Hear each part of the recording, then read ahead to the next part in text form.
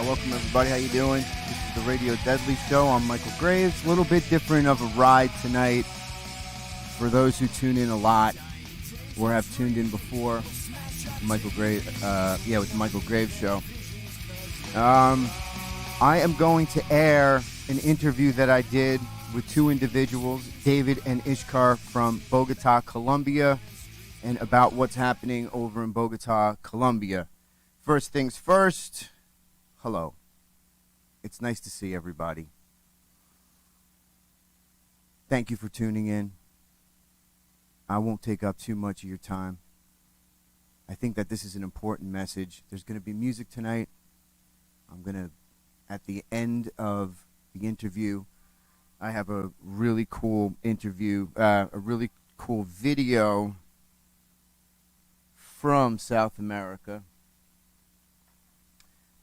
When I was playing with Blitzkrieg, and we do a rendition of What a Wonderful World. I'm actually just copying Joey Ramone and what the Ramones did. But I do such a bad impression of it that I guess it gives it an original feel to it.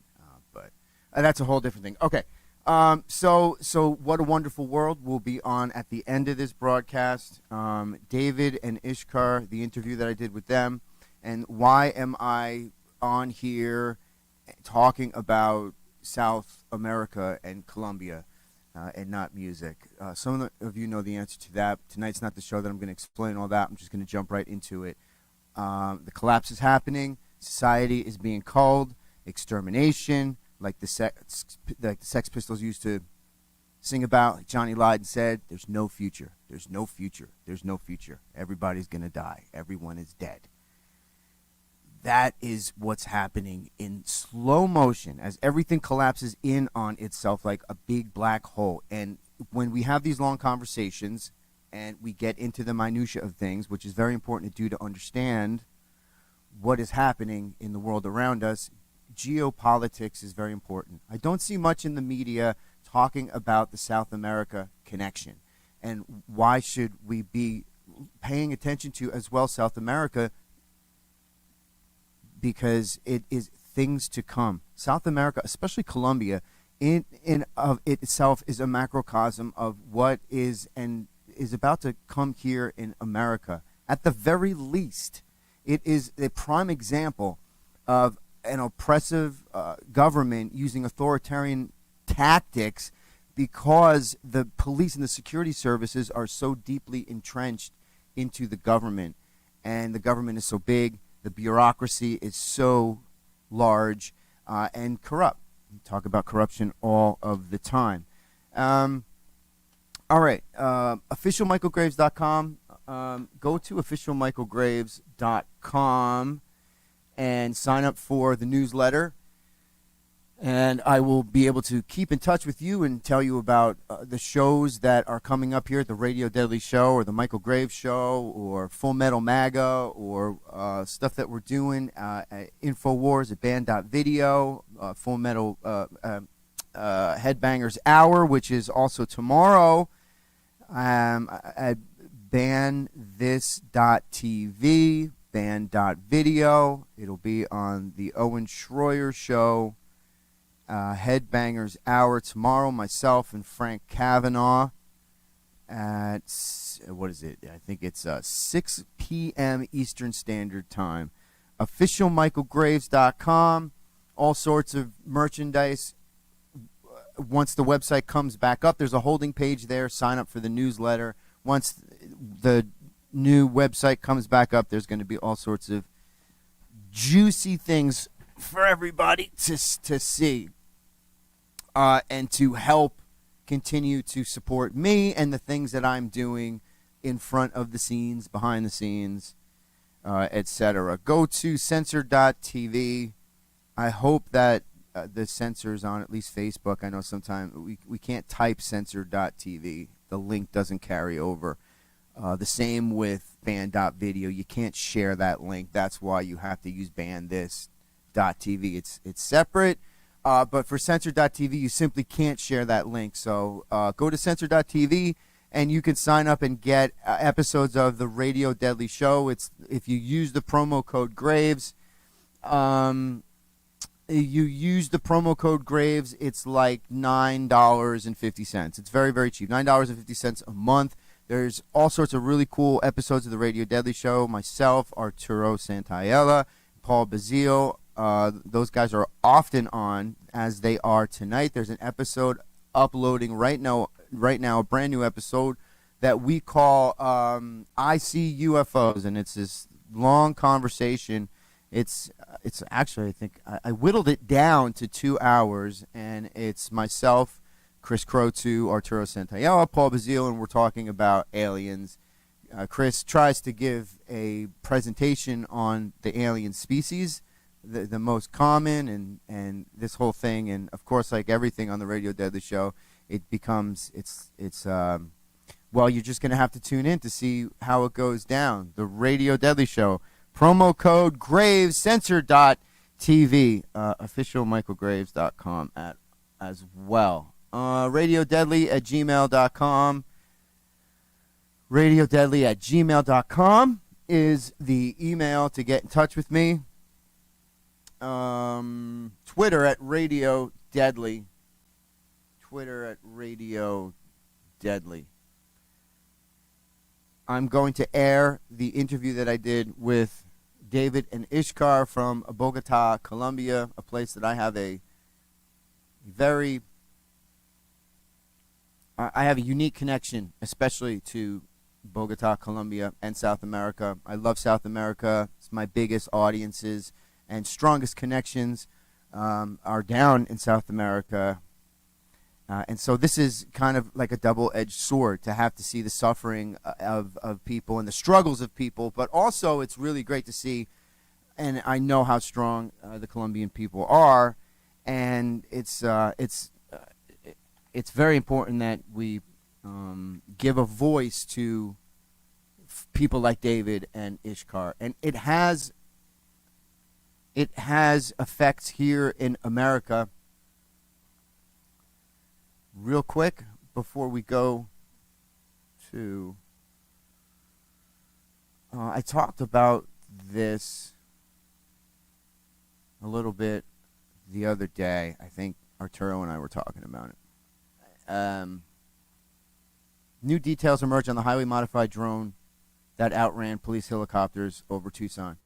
You see, the border states, like what's happening down in Arizona and Texas, it's very, very important to pay attention to what's happening. It's not just the illegals crossing the borders. It's just not the migrants crossing the borders. And I'll be honest with you, with some of the video that you're going to see later, with things that are happening in some of these neighborhoods, if I was under those conditions and the things that were happening to my family, I might decide to pick up and leave as well. Again, I know it's a whole nother conversation. I'm not saying that it's right, but again, I'm not saying that. I'm just pointing out why people would want to pick up and leave, and come here to where it's just going to become where they're leaving really soon, which is my point. But also, with everything happening, and I know that some people, it sounds crazy about an invasion, about forces invading our country, because we are so great here in America that sounds so far-fetched and outlandish. That's the whole point, and that's where the whole trick comes in. There's so many people that are just like, no way. But meanwhile, in places like Tucson, new details emerge on highly modified drone that outran police helicopters over Tucson. And these highly modified drones are just, well, I'll just read a little bit. According to reports, on the evening of February 9th, 2021, around 10:30 p.m., a helicopter belonging to U.S. Customs and Border Protection, this is down by the border, encountered what has been described by KOLD's Dan Mariars, whoever his name is, who interviewed an FBI agent assigned to the case as a highly modified drone in controlled airspace. Another helicopter operated by the Tucson Police Department. So this thing outran the police department.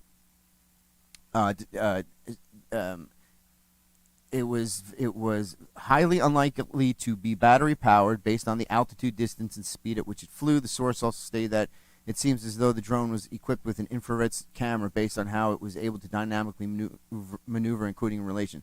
So this is just not some like nerd geeky dude sitting in his basement like flying over controlled airspace in Tucson having a good time. Just saying. It's not easy having a good time nowadays.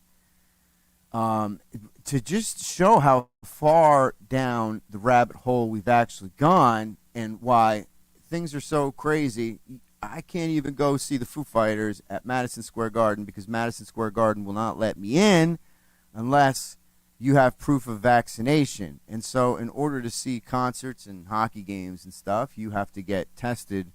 You have to join this experiment that is happening with a vaccine that is really not a vaccine. Just blitzing through these because I'm going to get to the interview with David and Ishkar. The Wall Street Journal FBI director compares ransomware challenge to 9/11. Another thing that you've seen in the news lately are all of the cyber attacks. Pay attention to that. The cyber attacks it's going to be our Achilles heel. They're tapping into everything. They're able to tap into everything. Whoever and whatever it is, they are able to tap into our infrastructure. They're able to tap into the oil, the energy, the electrical grid, our banking, our gas, everything. And if the grid goes down, Katie bar the door. Can you imagine? Are you ready? If the lights go out, if everything goes down, what are you going to do? If you can't get to the store because the store's refrigerator, all the meat's gone and looted and taken, are you ready for that? Do you have your potatoes planted? All right. El Salvador signs a major deal with China following the Biden administration attacks. One of the reasons that there's money flowing into these countries down there, and and with that is going to come influence. In China and Iran, there's Iranian ships that are steaming to or are in the Atlantic Ocean. All of these forces are focusing in and around these South American countries.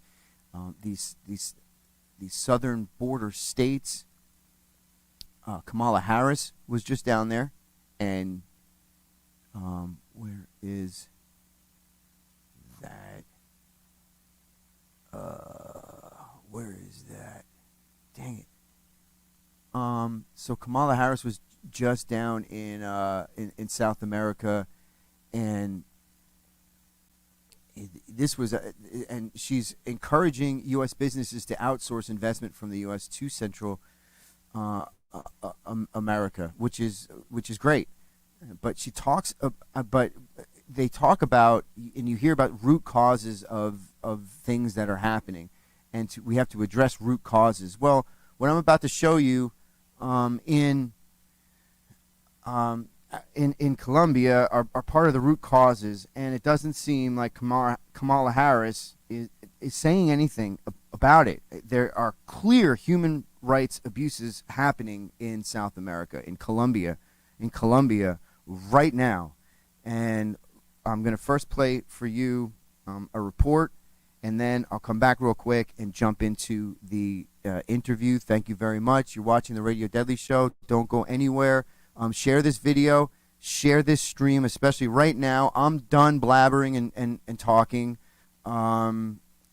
It's most important, I think, to get to the video. So share this stream right now. Here is...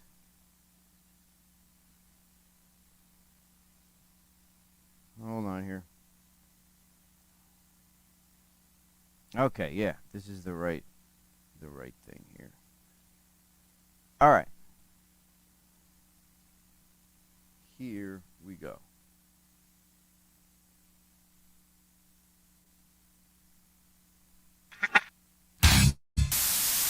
Colombia is a warning to everyone, a warning of what happens when people have had enough.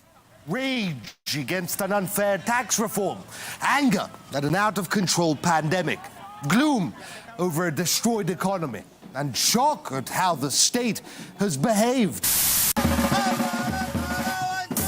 Once again, they're taking to the streets of Colombia's capital, making their voices heard. Millions of Colombians have fallen into poverty because of the pandemic and economic woes. Millions. And the government plan was to hike VAT taxes, so taxes on the already impoverished. When the people rebelled, the state attempted to crush them, saying the police had no choice but to batter them senseless. March against poverty and inequality has a morbid theme. Civilian deaths at the hands of police, driving protesters to take to the streets in their thousands. Despite the COVID crisis ravaging the country.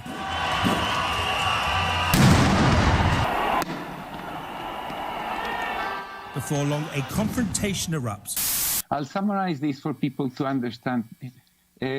Colombians are fed up. 73% of the people in this country approved the strike before it started, and it has only grown since then.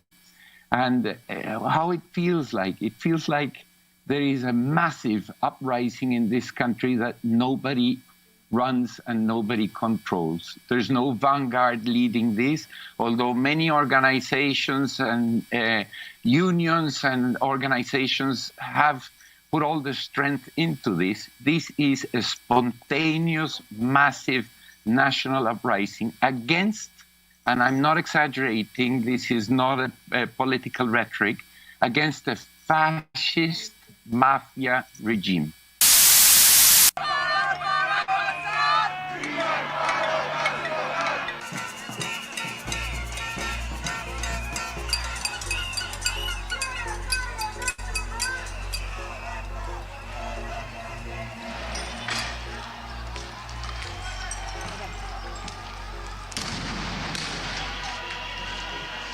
Cities are convulsed in warlike scenes, with armed forces deployed, sometimes with lethal force. What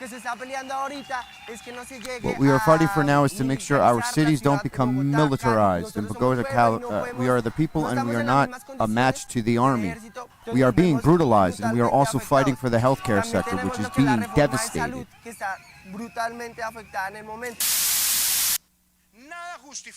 Nothing justifies armed people who, protected by the legitimate desires of citizens to march, go out to shoot defenseless citizens and cruelly attack our police.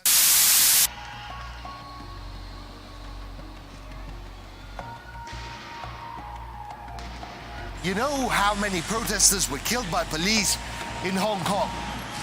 0. How many protesters were killed in Russia in years? 0. But both are neck-deep in U.S. sanctions. Or take Venezuela. In neighboring Colombia, the U.S. tells protesters to behave themselves. In Venezuela, they supported an armed coup led by a man described as Washington's lapdog. The brutal Maduro regime has systematically repressed the rights of its citizens. Its abuse, corruption, and mismanagement have stoked a humanitarian crisis. We will continue to work with our partners across the region, both to alleviate the suffering of the Venezuelan people and to exert pressure on the regime so the country can peacefully return to democracy. No mention of the fact that most of the suffering in Venezuela is due to American sanctions, but hey, it's just how politics works. How much those in power care about the suffering of other people is directly related to what those in power have to gain. Why let the peasants and the disaffected destabilize Colombia when the president is such a good friend to Washington? The Colombian elite and government are linked with drug trafficking, drug trade. That's why we say mafia. The returns of money from drug trade, Colombia produces 92% of the cocaine that goes around the global market, 40% of which is not going to the US anymore, but to Europe, Asia, Africa, etc. The returns of that are amount to more or less 5% of the national product, PBI. So there are millions and millions of dollars coming into this country that go to the elites, that permeate all the institutions, and that support not this government, which is far right, but a state that has been privatizing, excluding the poor, and using a policy of violence and war against people. That has led to the army and the Colombian police to become private institutions at the service of corporate interests, both transnational extractive industries and drug trade. Nowhere more so than in the city of Cali, now under siege by Colombia's armed forces. Here, locals flee in terror from an army helicopter. Traumatized residents say they're being indiscriminately targeted. A man shouts out in desperation. It's a war zone, please help us. Cali is the center of anti-government resistance, and the massive daily protests reveal deep social fault lines. Most of the police shootings happen under the cover of night in the city's poorest barrios, known for fierce resistance. The government says the police are battling armed criminal gangs. But in Cali, human rights groups say the police are targeting unarmed civilians, claiming at least 35 are dead and dozens have disappeared. He's saying they're going to kill them. Colombia plays a very strategic role for the United States in Latin America. There are several United States bases in Colombia. Colombia, for many years, has been headed by governments and presidents that have been subservient to U.S. interests in the region. There's even talk of Colombia joining NATO. Meanwhile, in Venezuela, you see a lot of the protesters were supported by the United States. Where did they get the millions of dollars? It came from the United States. It came from the NGOs that are acting as hands of the U.S. government as well as its allies. So you see a lot of geopolitical strategy being used in the United States. Of course, they would turn a blind eye to human rights abuses in Colombia because it doesn't fit their political agenda.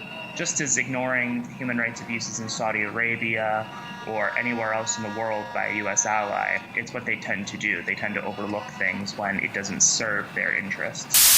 So this is what is happening in the country. The Colombian's foreign debt is 60% of the Colombia's national product and growing. And that amount of debt has been created by these elites.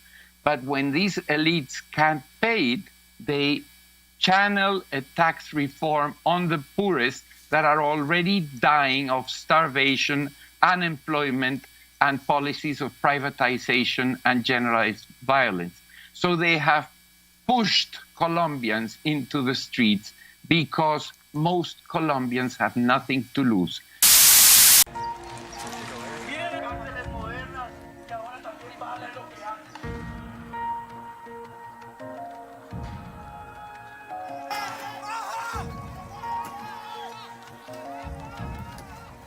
Estos vándalos, que ya lo hemos denunciado, que actúan sistemática, premeditada y financiados por organizaciones criminales. Okay, there's the Minister of Defense blaming all the unrest and the killings on the innocent people that are being killed. All right. Okay. All right. Chew. All right. So just real quick, two things that I took away from that was that the Colombian people have been pushed out onto the streets because they have nothing left to lose. That's a huge statement. As well as the fingers of the NGOs. The fingers of the NGOs. Where did the Venezuelan protesters get all their money from? The NGOs. And so why isn't there any support here for protests? And why isn't there any American support? Or why aren't there any NGO support? And because it doesn't fit their narrative, the NGOs act as the fingers of these governments. And that in itself is essentially what fascism is big government interconnected with corporations and big business, as well as drilled down into the darker, seedier, the drug lords, the sex trafficking lords, all of these criminal organizations. Everybody is. There's just this massive, and that's what Dr. Manuel. I forget what his last name is. That's what he was talking about. All right, let me just jump. Oh, right now. So the Radio Deadly Show on censored.tv. The Radio Deadly Show on censored.tv. If you go to censored.tv, you can get a subscription if you use the promo code GRAVES for $9.50. It's a monthly thing. You can sign up month by month. So you can sign up for 1 month. If you don't like it, you think that it's not worth $9.50, you don't like Michael Graves anymore, whatever. There's a lot of other content on there, but I know that you're going to like it. There's really fun episodes. There's real serious episodes. Check it out, censored.tv, The Radio Deadly Show, Generation X Attitude, Politics, Talk, Music, and Opinion. I put on there a lot of... if I'm just around in the studio here, I'll play, or I'll be rehearsing something and I'll turn the camera on. You get a lot of moments like that. I air a lot of exclusive footage, the conversations, the interviews, all sorts of cool stuff. Help me out. Support censored.tv. Support Michael Graves. Support me. Help me out by going there and using the promo code GRAVES. Coming up after this interview, I will play What a Wonderful World from South America about 10, 11 years ago or so, when I was in Blitzkrieg with Marky Ramone, and we did a version of What a Wonderful World. And that is coming up after this interview with David and Ishkar from Bogota, Colombia. I did this interview about a week or so ago, and it goes like this. Just telling your audience pretty much about our country, to the ones that do not know about Colombia. So just 1 second, please. You might hear my roosters in the back crowing. It's fine. It's fine. You That's might great. hear the police shooting people. So Yeah, you might hear the happen. shootings here, or the bombs. Yeah, I did a report on my last show about what's happening, and the reports in American media stopped. Like, news out of Colombia being covered by American media stopped, I would say about 5 days ago. The last reports that we saw here in the United States was that the government was moving 7,000 troops into Cali. Everybody here got the news and understands about the tax proposal that was going to be a 19% tax on anybody making the equivalent of, here in America, was about $700, and that is what led to the protests. There was a national strike that took place that over 70% of the country was for, that supported the unions, the across the boards, over 70%. The government withdrew the tax proposal and then all hell broke loose. So the last reports that we got were 7,000 troops in Cali. And again, we can get into the minutia of what the government is saying that left-wing factions of the government are shooting at police and protesters are shooting at police. But what I see, and anybody else in America that should be paying attention, but what I see is I see some crazy things that's happening to civilians that is, I think, is very, very important to talk about.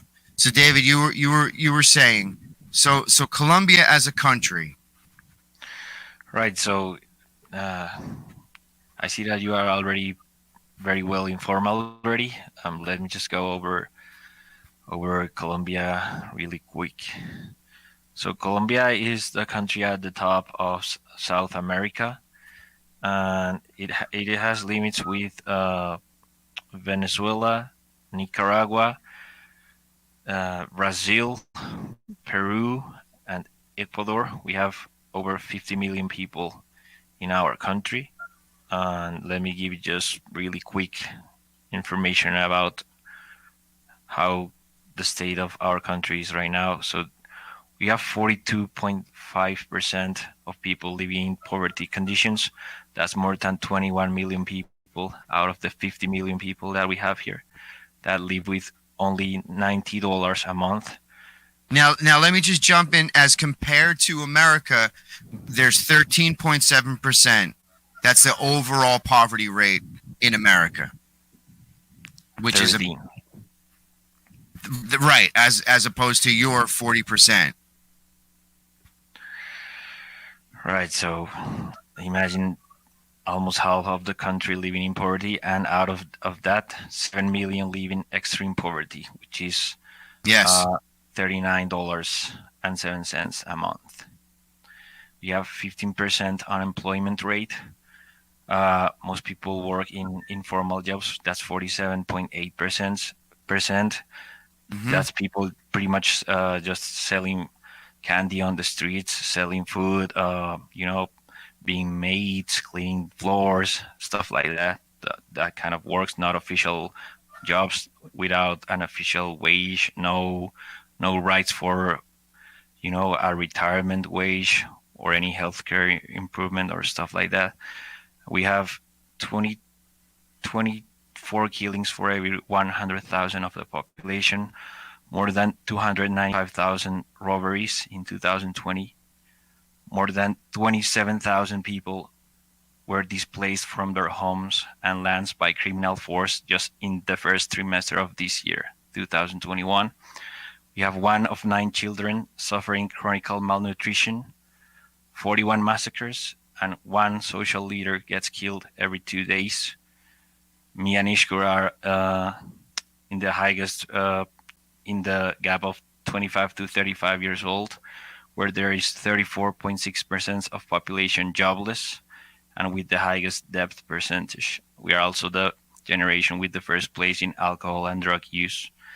Now, speaking about the specific statistics about the protests that have been going on, there have been 3,405 documented cases of police violence. Out of them, 100,133 have been physical, 43 have been homicides by police, 1,445 arbitrary detentions, 648 violent interventions, 47 victims of eye injuries, most of them lost one or both their eyes and their vision, 175 cases of police shooting their firearms, and 22 victims of sexual violence by the police. And that's just the statistics.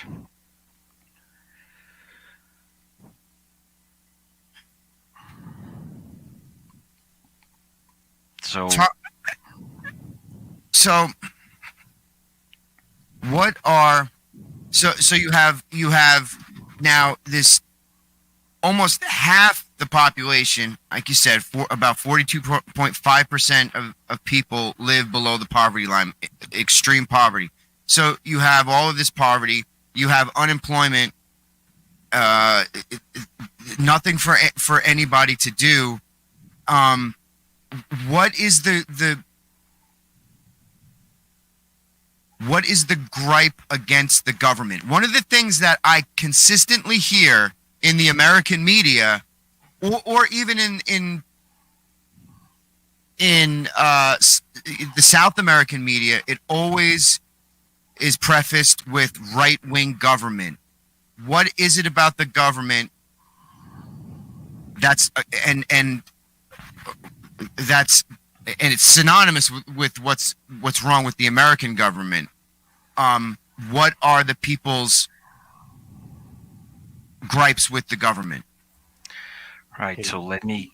All right. Go on. Ishku. And I want you to tell me about the ESMAD. ESMAD. I have a lot of questions. Of course. Sure thing. Because I think it's also important to understand. Well, I'll let you answer because I'm so curious to try to understand all of it, because as much as I don't understand, what I do understand really mirrors so much of what is happening in America, but also what is wrong with America.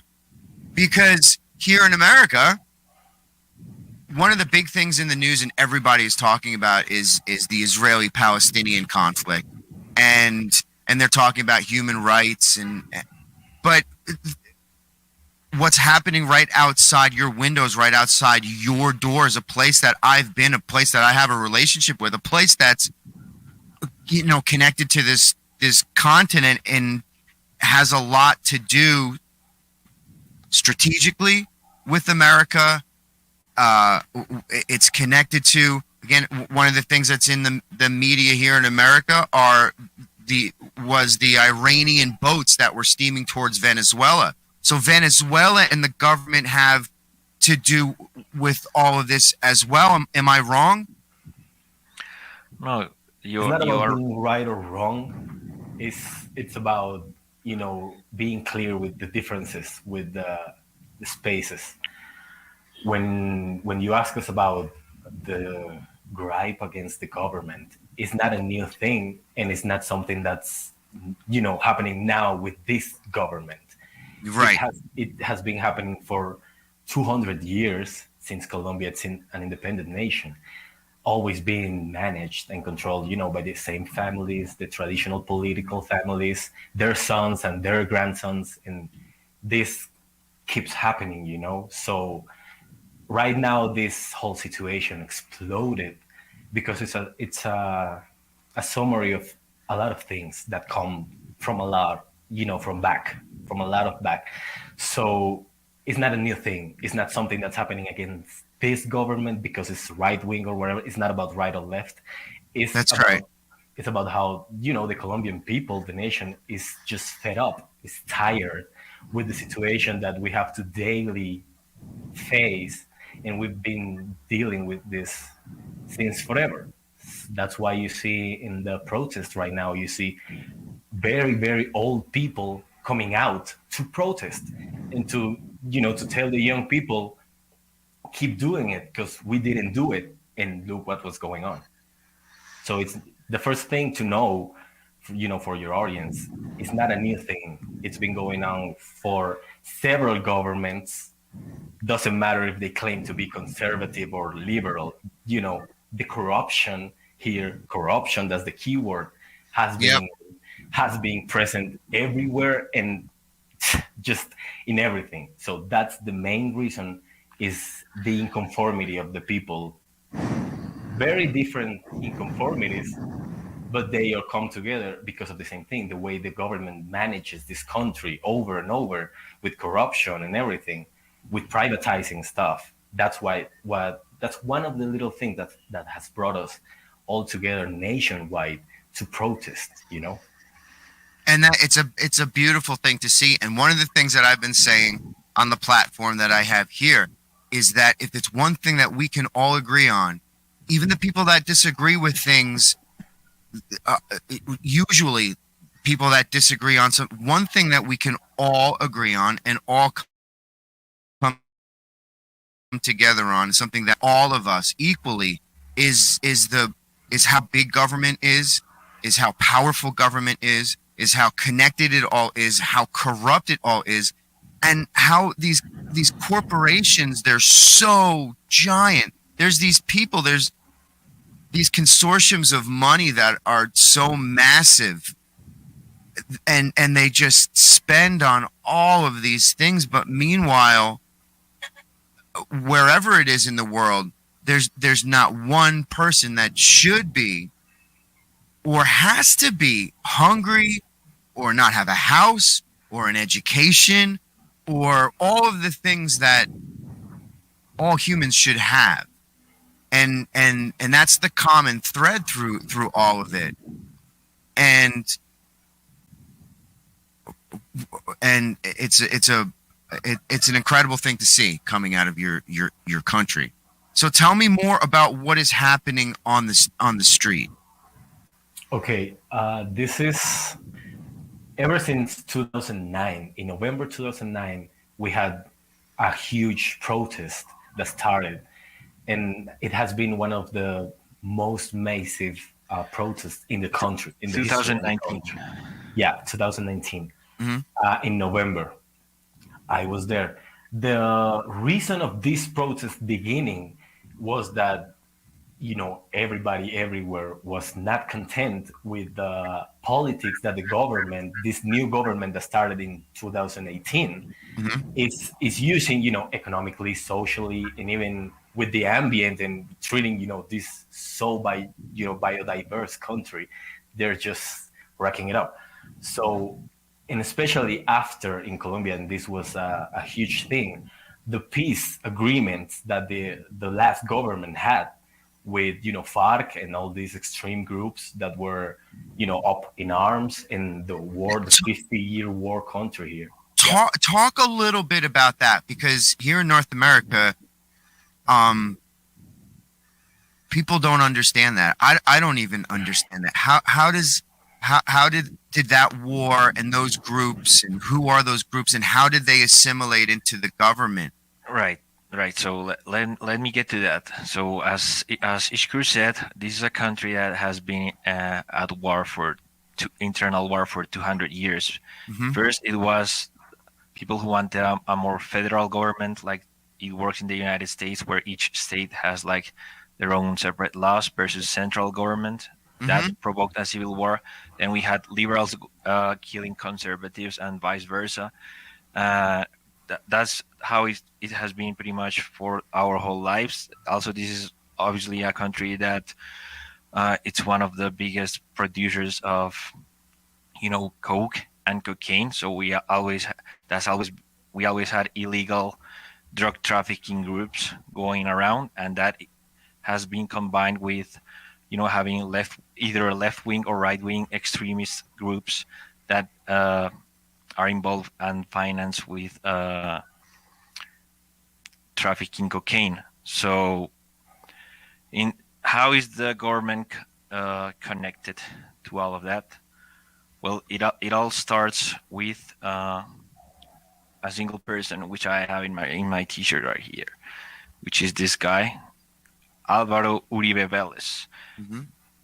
He is the most powerful person in Colombia right now, the most influential politician, economically, socially, pretty much the big guy, and he is basically Pablo Escobar's political heir. He was born in Medellin in July 4, 9052, son of Alberto Uribe Sierra, which was already associated with the Ochoa clan, which is part of the Medellin drug cartel. Mm-hmm. One of his helicopters was found killed with, his father, Álvaro Uribe's father, was killed because of his connection with narcos. Right. Just to keep that in mind.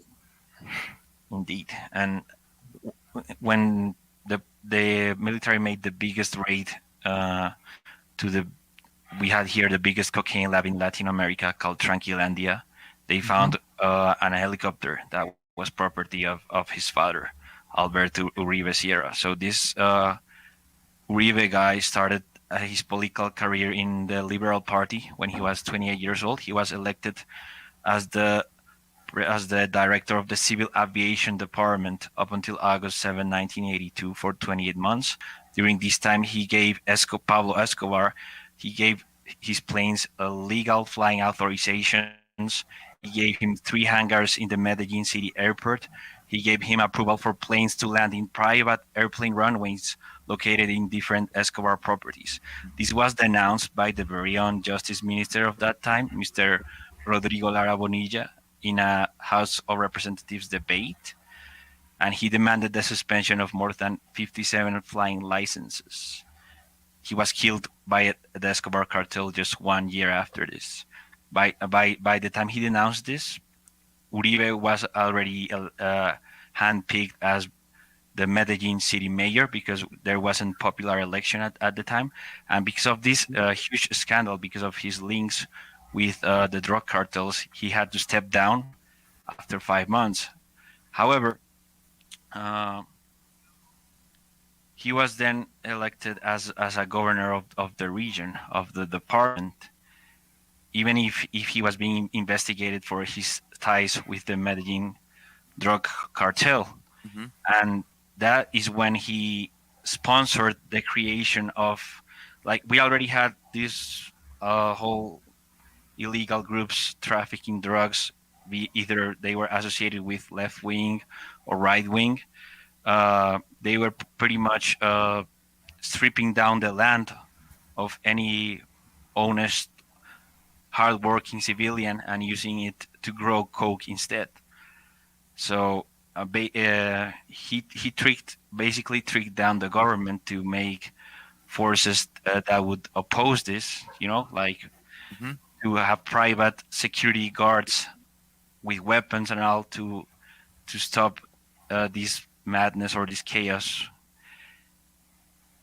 But then these groups called Convivir, they were, the remedy was way worse than the problem. They started making, like, killing innocent civilians, taking even more land, and after this was proved, most of them the members left the official Convivirs because they stripped down their rights to hold legal weapons, and they created a paramilitary force called AUC, which means Colombian Auto Defenses. And yeah. Uribe never lost his ties with AUC. Then he became president in 2002.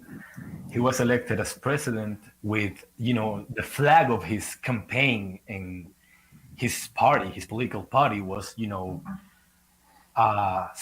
national security. That's what they were for.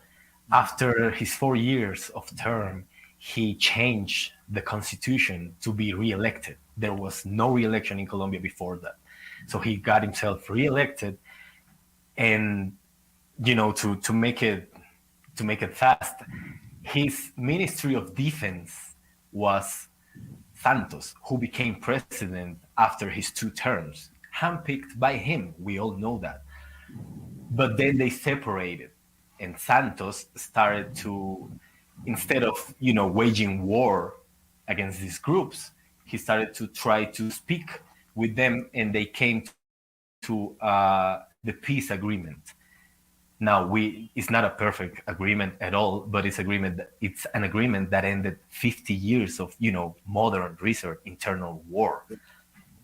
And Santos even was given the Nobel Prize for this. He's also dirty, of course, but he did this. So Uribe was not happy with that, and they cut ties.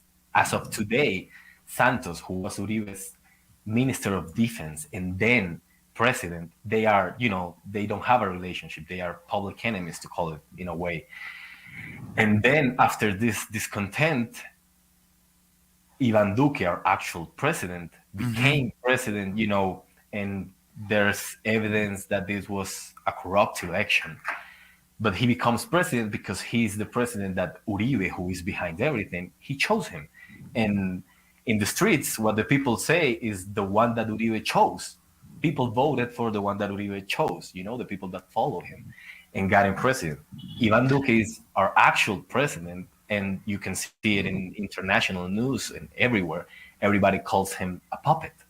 Because that's the impression, and that's the reality. So that's what we talk about Uribe, and he's present always because he's behind all of this.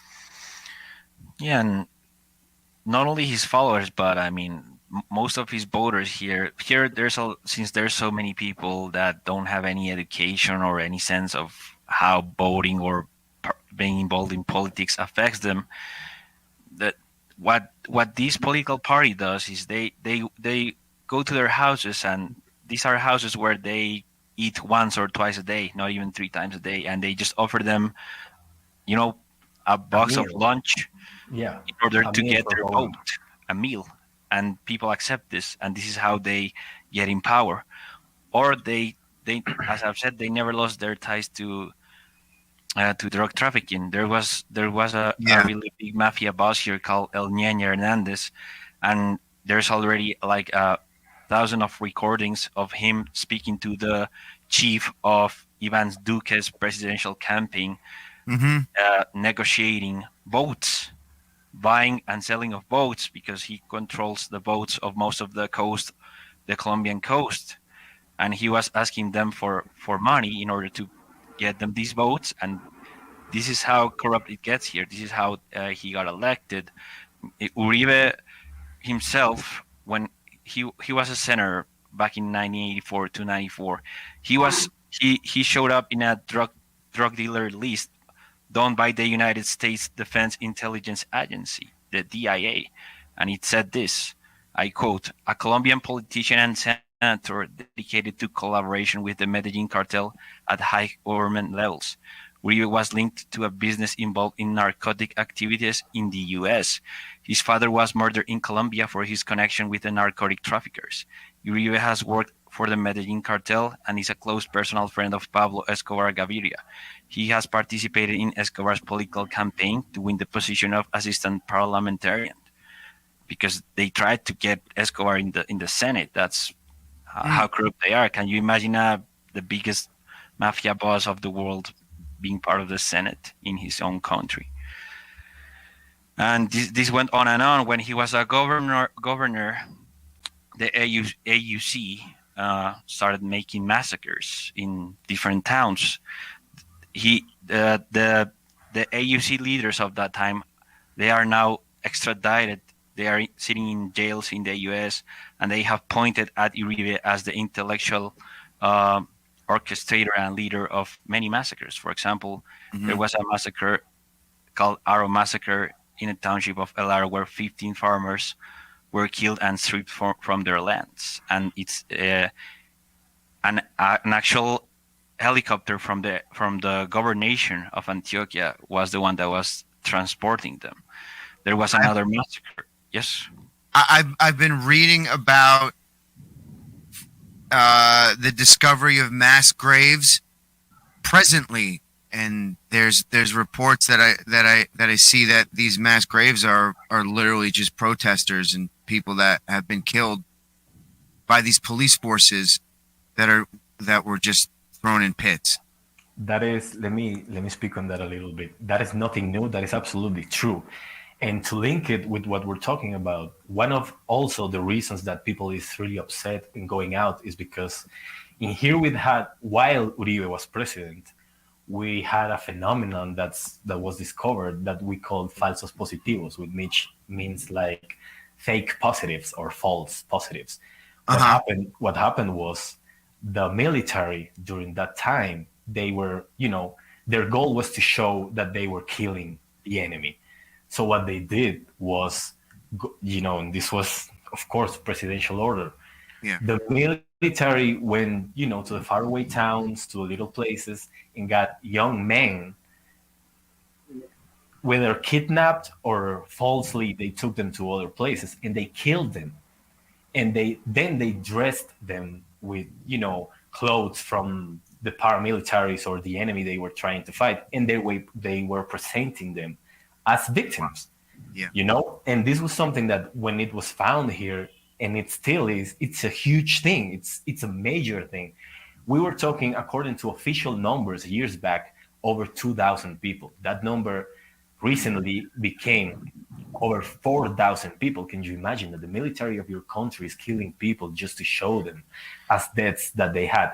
And this year, after the signing of the peace agreement, it was created a special jurisdiction. It's called HEP, Peace Special Jurisdiction, to treat all these war crimes, to give it another shot, to give it another try. This government has been in complete refusal of making those agreements happen. They are against them. And right now, that peace special jurisdiction revealed with new numbers that over 6,000 people were killed in those fake or false positive cases. So right now, as we are rioting, we are finding out that there's even more lies, and that this government and this military with the government is willing to do that, to kill people by the thousands and present them to the public as, this is the enemy that we're killing, we're doing good for you, which, is crazy. And to link another thing of how corrupt it gets, our actual vice president, this is a woman, she was involved in politics. She has been involved in politics for a long, long time. For a while, she was Álvaro Uribe's Minister of Defense. Now she's the vice president of our actual president. Her brother right now is in jail in the United States because of drug trafficking. Can you believe that? Wouldn't you want to riot? Yeah, yes. There's a lot of people that want to riot here in America for a lot of the same reasons. And I watched an interview of your vice president. I believe it was on CNN with I forget the name of the presenter. But she hardly addressed all of what you have just brought up, the human rights violations, the very, very clearly demonstrated fact that these riot forces, these police forces, are using incredible force. It looks like a war zone. I saw videos, I think, coming out of Cali in this very small village. It looked like there was this military helicopter over top of these people, and they were absolutely terrified. And how terrifying it must be for so many. How do you fight back? It's like when you ever seen the movie War of the Worlds, with Tom Cruise, when the aliens come and they're just there's so much overwhelming force. It's a terrible thing to watch, and my heart goes out to those people. Right now, that is, in the past, that used to happen on the country, on the outside of the big cities, so people never knew about it. Yeah. Right now, that it's also happening within the cities. My God, I've been shot by the police. I'm glad I didn't get hit, but I'm in the capital of the country, manifesting with thousands of people peacefully walking in the streets, showing our discontent. But as soon as the police makes presence with all these tanks, with all these forces, with all these weapons, it immediately goes to shit, because that's what it is. And this is within the cities. This is why it's getting so big, because people within the cities are seeing what happens in the country and has been happening forever. Can you imagine how many people may have been killed and put in, forces all around, and we never knew of? Right. Yes, you have to assume that the reported numbers are probably nowhere near what they actually are. Exactly. And what we ask, especially for you or your audience, is believe us. We are not exaggerating. We are not wanting to make this look bigger than it is. It is how it is. Right now, going to the streets, we as, young people, David or me, being young and being out in the streets is being a military objective. You can be killed just because you're out. You're a threat. Whether you're being peacefully, or whether you're mad or breaking something, or whether you're running from the police, or whether you're just passing by where the protest is taking place. There's no mediation. there's no need to create a base for what's you are not over exaggerating. It is very, very easy. It's easy for anybody to see that what you're saying is absolutely true, and even worse than we are seeing. Actually, the problem for me is that here in America, everybody is so up in arms about human rights and how people are treated and how the police are treating people, and it's all about human rights and how badly the government is, and how, but the media is silent. Like entertainment, everything here in America is silent about what is happening, and again, I don't think that you are in any way, shape, or form over exaggerating the crisis and the state of not only your city but your country as a whole. No, I mean, it's not a matter of believing. Fortunately, right now we have social media, which is not mainstream media. And yeah, talk to me about censorship. I've seen reports as well that there's a lot of censorship happening. We were using like hashtags SOS Colombia to show everything. You can follow that hashtag SOS Colombia, and you will see all the human rights abuse right there. There's videos. There's even videos of civilians shooting people, shooting protesters. The police is next to them, and the police helps them instead of correcting them. And it's crazy. There's brutal videos. I've seen some brutal videos. I had Instagram stories that vanished one day later.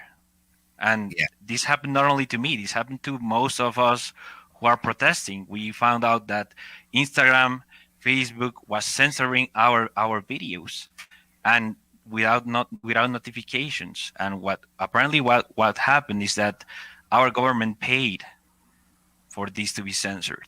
So we are wondering what's going on. They own the mainstream media. They hijacked the military forces. They hijacked the police forces.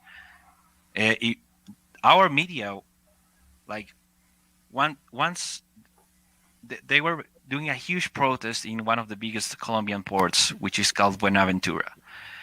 And that day, President decided that they were going to make little changes to the tax reform. And the way mainstream media showed this, they filmed the people protesting, and they say they were celebrating the changes, which was absolutely not true. And now that we are trying to get this out in Instagram or Facebook, we are getting censored. Let me get into this, please, for a while. I myself, being a journalist, I didn't introduce myself to the audience. My name is Miguel Mendoza. I'm about to be 30, and I'm a journalist. Unemployed currently, like millions in this country. The position of the media here and of the government is not listening but pointing fingers. So the first thing that they do is start to find, who is guilty of these riotings happening. Yes. We have to know that as of right now, our president has spent millions in a campaign, a strategical campaign for the media, for him to change his image because most of the people don't like him. He has over 75% disapproval rate as of today.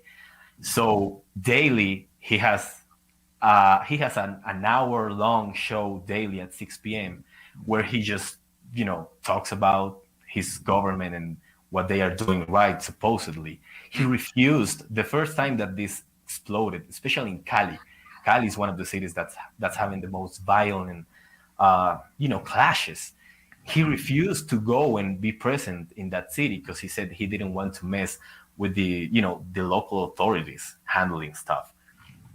So they just turn away. He even released a couple of interviews that he made to himself, speaking in English, tried to give to the world what was going on, his position. And what he said basically was that his rival in the voting 3 years ago is he's like the face, he's the devil. He's trying to conform, which is not true. Petro is not the leader of the riot. He is not. There is no leader because there are many groups angry at many stuffs coming together, So there's not. And that is a big point. And that's another thing that I've been hearing across the board, and just the little research that I've been trying to do, as much as I can possibly do, from all the protest groups across the board, there's no one centralized leader. It's not just one person, and there's groups that disagree with each other, but like we were saying before, like I was saying before, these fundamental things that break down to these elites that control money and control power and control all of these, whether it's the police or the military, that should be protecting you, that should be protecting me. And they're unleashed on us. They're unleashed on us. And the only recourse that people have left in these times, that's been so exacerbated, made worse by this new virus that's happening, that's pushed people even more so into poverty. There's a presenter here in America that says, when people have nothing to lose, they lose it. When people lose everything and they have nothing left to lose, they lose it. And that's what it seems to boil down to. Where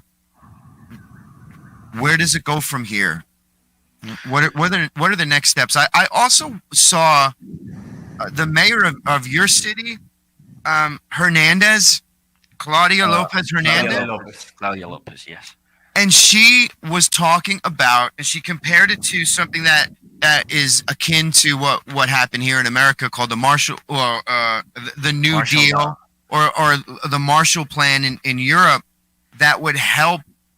She seemed to be talking about solutions that at least started to make sense.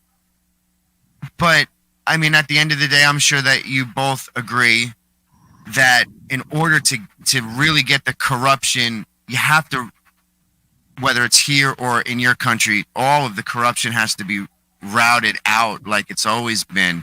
And it's always been messy when that goes down. Yeah.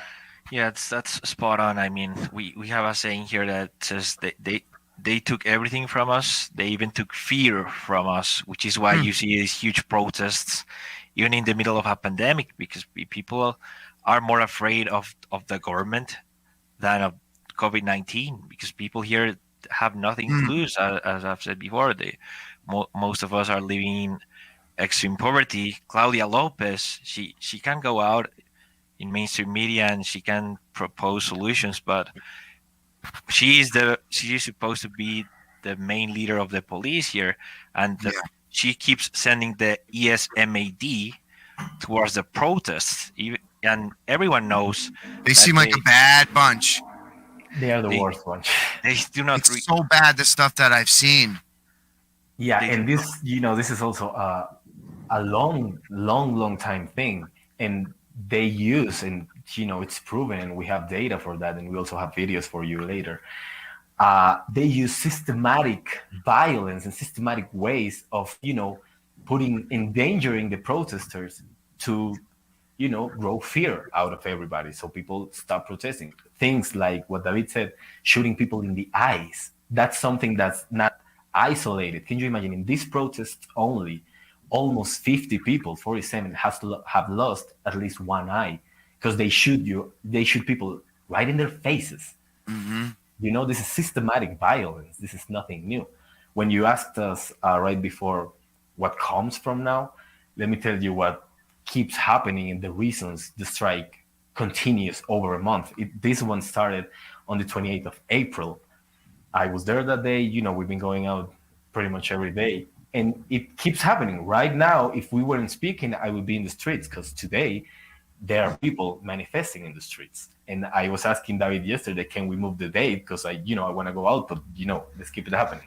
Yeah. So right now in this country, young people, let's call young people everybody under 30. 1 out of 3 persons under 30 doesn't have a job opportunity, or education opportunities. Almost 3.5 million people is unemployed, new unemployed, new unemployment this year. As David said, over 21 million people live in poverty.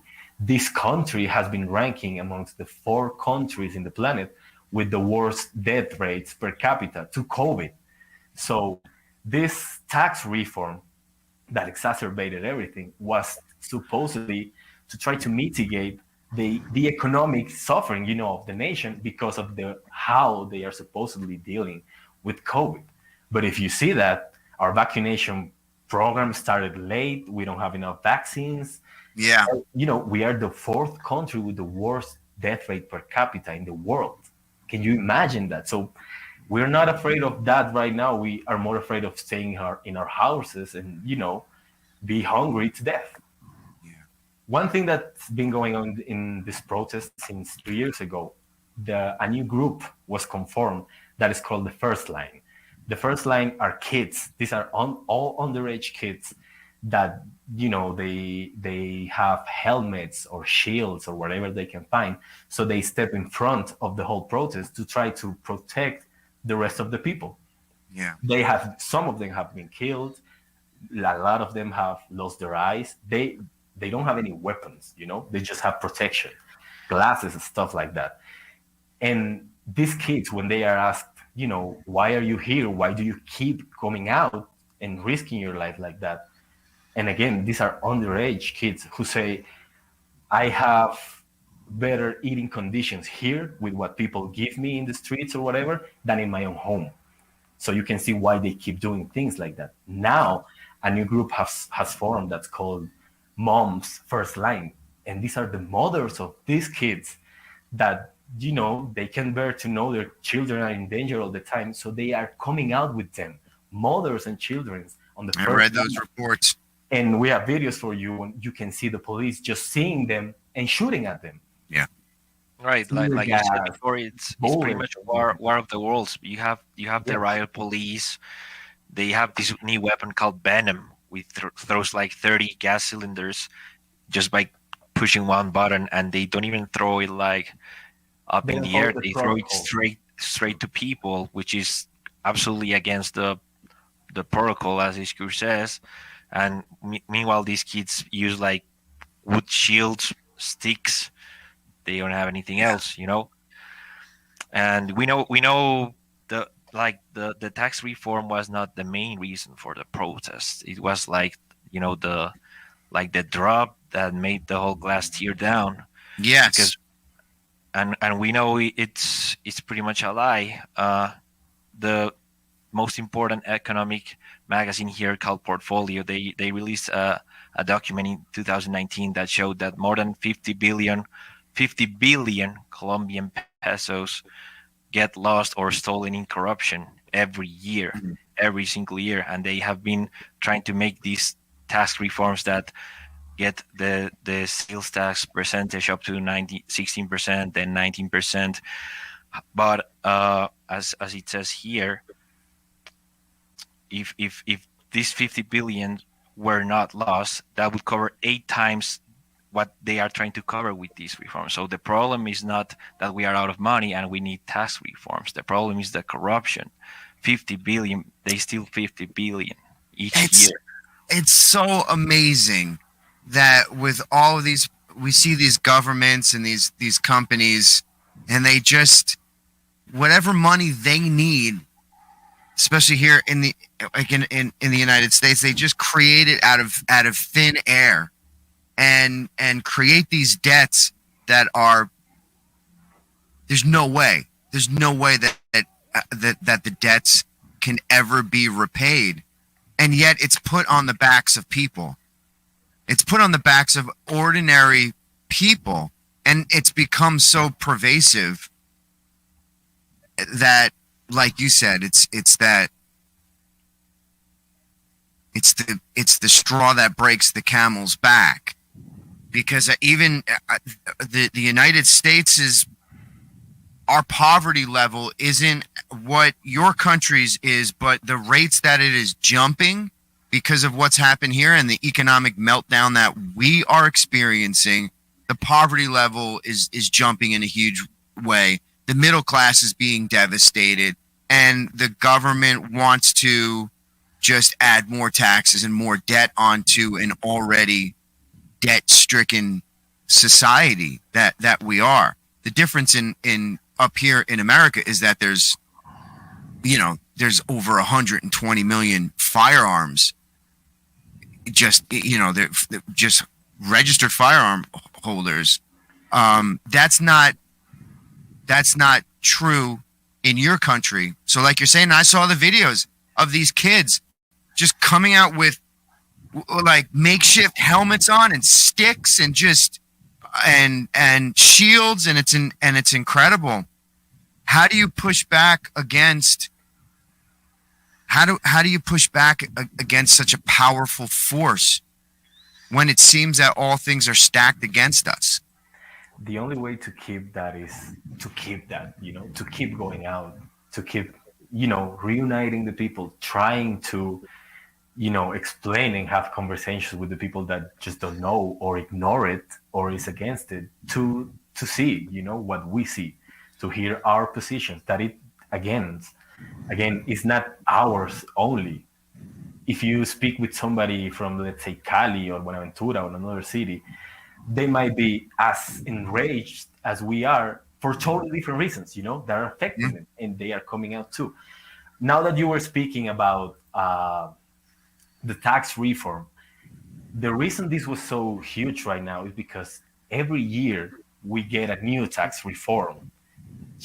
That's also not new. So also they use these euphemisms to call this reform. So in 2018, it was called finance law, and it was approved. In 2019, it was called, a new one was called growth law, and it was approved. Then, in November that year, riots started. Then 19% is a lot. So 19% is a lot. And that it is already that way. They were going to raise it even more. Yeah, and also in 2021, it was called the law of solidarity, socially sustainable. That was the name of the tax reform. And nobody understood it right away. But people, common people started to find out that they wanted to tax basic products for people to eat, like salt. They wanted to tax salt, sugar, and coffee.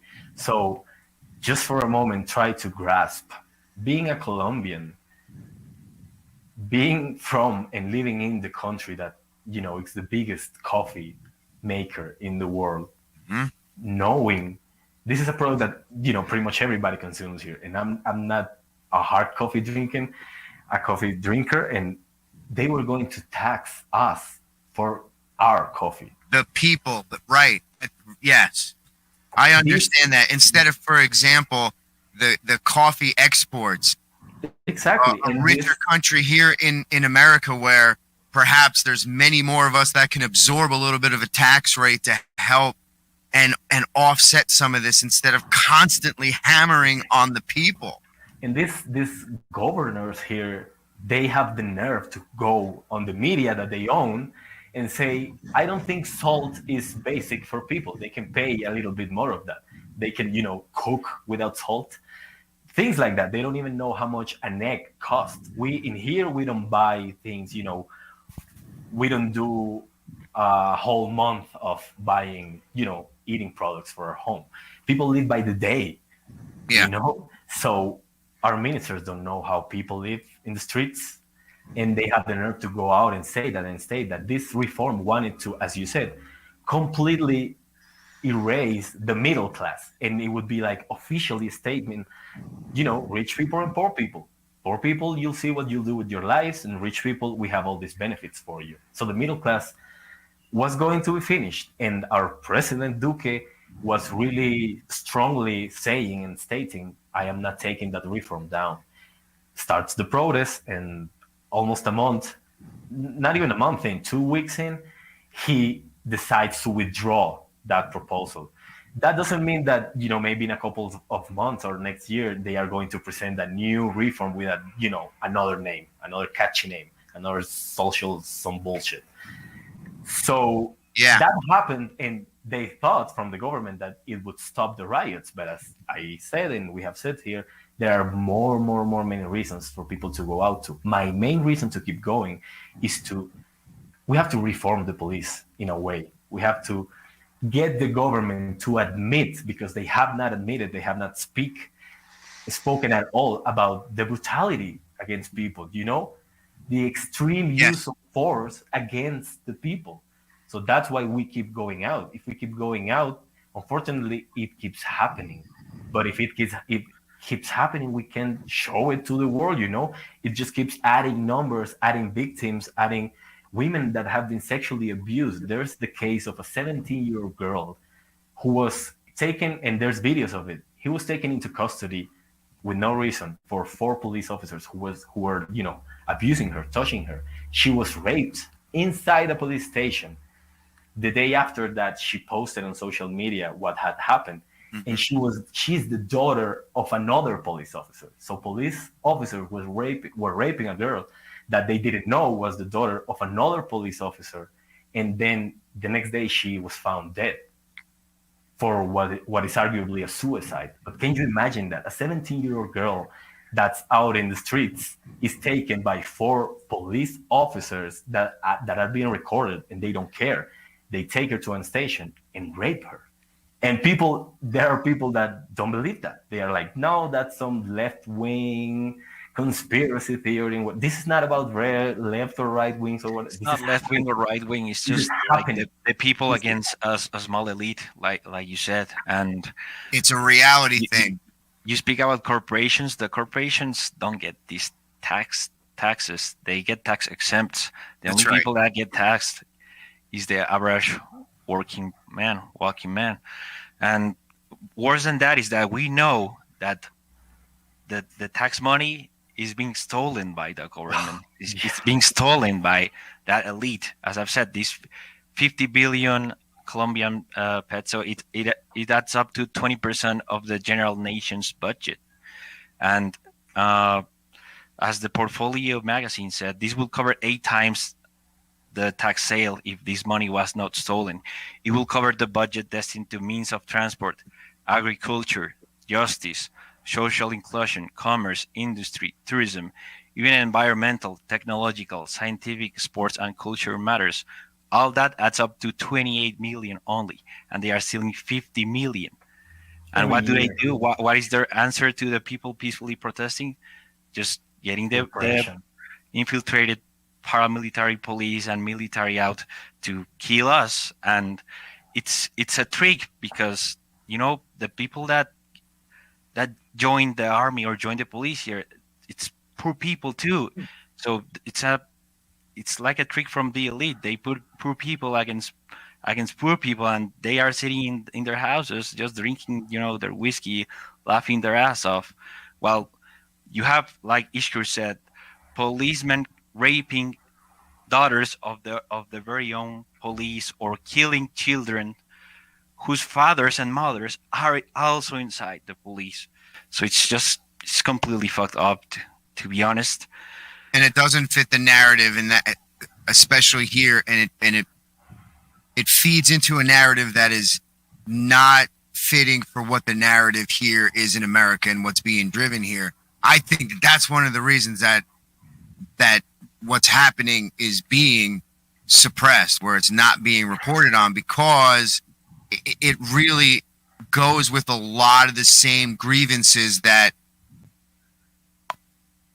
across the board, all the groups that are upset, just regular people who are upset at seeing all of these, like you said, the corrupt individuals, whether they're politicians or business people or lawyers. All right, thank you very much for staying with me here and watching that interview, and I hope you learned something.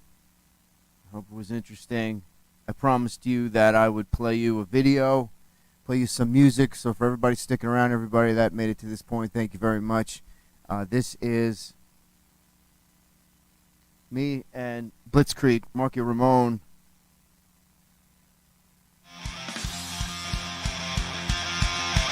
Have a good night, everybody.